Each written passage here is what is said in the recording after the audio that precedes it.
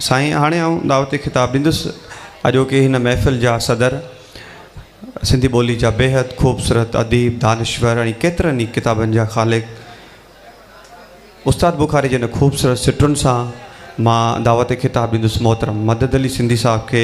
उस्ताद चवे थो त असीं सुरहाण जा गेसू सबाबण जी संवारियूं था, असीं सुरहाण जा गेसू सबाबण जी संवारियूं था, कंदा शबनम जे कतरनि खे निगाहुनि सां सलाम आयूं, न कंडनि खे था खीकारियूं, न थूहर सां रखूं यारी, मगर राबेल जा नौकर गुलाबनि जा गुलाम आयूं।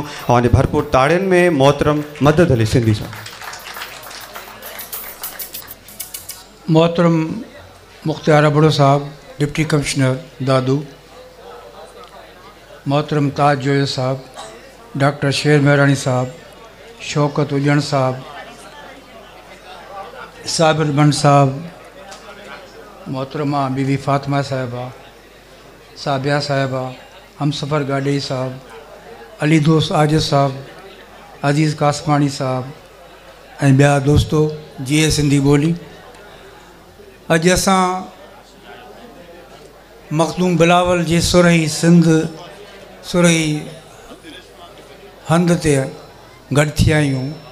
सिंध जे हिकु बेबाक शाइर खे यादि करण लाइ उस्ताद बुखारी ते तमामु घणो ॻाल्हायो वियो आहे ऐं अवां महसूसु कयो त हीउ सिंध जो लॾो सिंधी अदीब सिंधी शागिर्दनि ही उन वक़्तु जदोजहद कई जॾहिं साईं सिंध जो नालो वठणु ॾोह हूंदो हो, सिंध वन यूनिट में जकड़ियल हुई ऐं सिंधी कामोरो हिकु अधु हूंदा हुआ ब्यूरोक्रेट।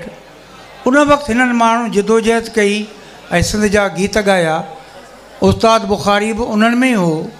मूंखे यादि आहे त 50 साल अॻु 55 साल अॻु जॾहिं मां स्टूडेंट हुउसि ऐं मूं उन शाइरी ॿुधी त मां हैरान थी वियुसि त असांजे सिंध में केॾा वॾा शाइर रहनि था।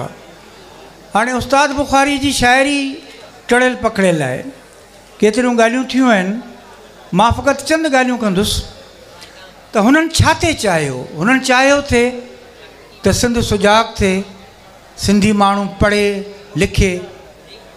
असांजे लाइ तइलीम जो शोबो तमामु अहम आहे। सॼे पाकिस्तान में 2.5 करोड़ ॿार जेके आहिनि से आउट ऑफ स्कूल्स आहिनि। अॼु बि सिंध जा जेके आहिनि स्कूलनि जी जेका हालति आहे उहा अव्हांखे बि ख़बर आहे। इन करे मां इहा ई गुज़ारिश कंदुसि अव्हांखे बि त दादू ज़िले जे स्कूलनि खे बहितर करियो ऐं ॿारनि जे तइलीम ते तवजो ॾिजे। ऐं उन सां गॾु साईं ज़ुल्फ़कार शाह त हलिया विया आहिनि, मां इहा तजवीज़ ॾींदुसि त उस्ताद बुखारी जी शाइरी जी समूरी कुलियात अली दोस्त आजिज़ साहब, शेर मेहरानी साहब तव्हां गॾु करियो, छाकाणि इहा शाइरी जेका टिल पकड़ियल आहे उहा हिकु हंधि अचणु खपे ऐं उहो सकाफ़त खातो छपण लाइ तयारु आहे। उन लाइ मां साईं खे बर्स कंदुसि ज़ुल्फ़कार शाह खे ऐं उहा शाइरी गॾु थियणु खपे। ऐं अवां चेयरनि जी ॻाल्हि कई, साईं चेयर त क़ाइमु कजे थी, पर जिन यूनिवर्सिटियुनि में इहे चेयरूं क़ाइमु थियनि थियूं उहे उन्हनि जो ऑडिट कोन थियूं कराइनि। सिंध यूनिवर्सिटी जी जेका चेयर आहे मिर्ज़ा कलीज बेग, उनखे चयो वियो त बाबा ही ऑडिट करायो, ऑडिट करण लाइ तयारु कोन्हनि, 2 सालनि खां ग्रांट मिली कोन्हे।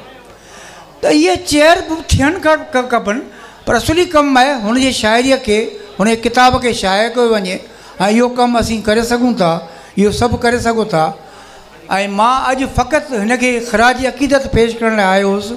हुनजे ख़ुददारी जो हिकिड़ो मिसाल ॾींदोसांव त 1992 में आउं हिलाल पाकिस्तान जो चीफ एडिटर हुउसि। मूंखे जॾहिं ख़बर पई साईं बीमार आहिनि त मां आयुसि जॾहिं ऐं साणुसि मिलियुसि। मूं चयोमांसि साईं आउं कराची में वेठो आहियां, तव्हां चाहियो त हुकूमत सिंध खे अर्ज़ु करियां तव्हांजे इलाज लाइ। चई मूंखे सरकारी ख़र्च ते इलाजु न खपे, मरी वेंदुसि, पर इहो पाण ते टिको न हणंदुसि। हू हिकिड़ो ख़ुददार माण्हू हो, सिंध परस्त माण्हू हो, सिंध सां मुहबत कंदड़ माण्हू हो।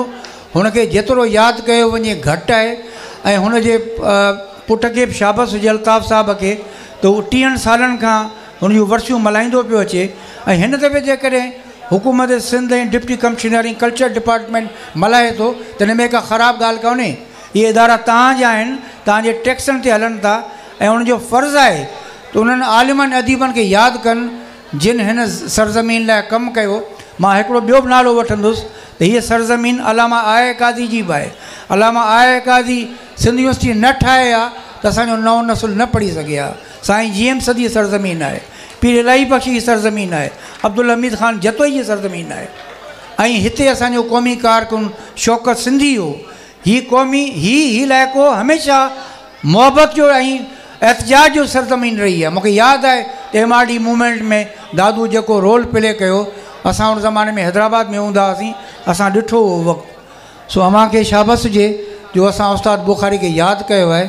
अलाह पाक अव्हांखे ख़ुशि रखे। वॾी महिरबानी सर।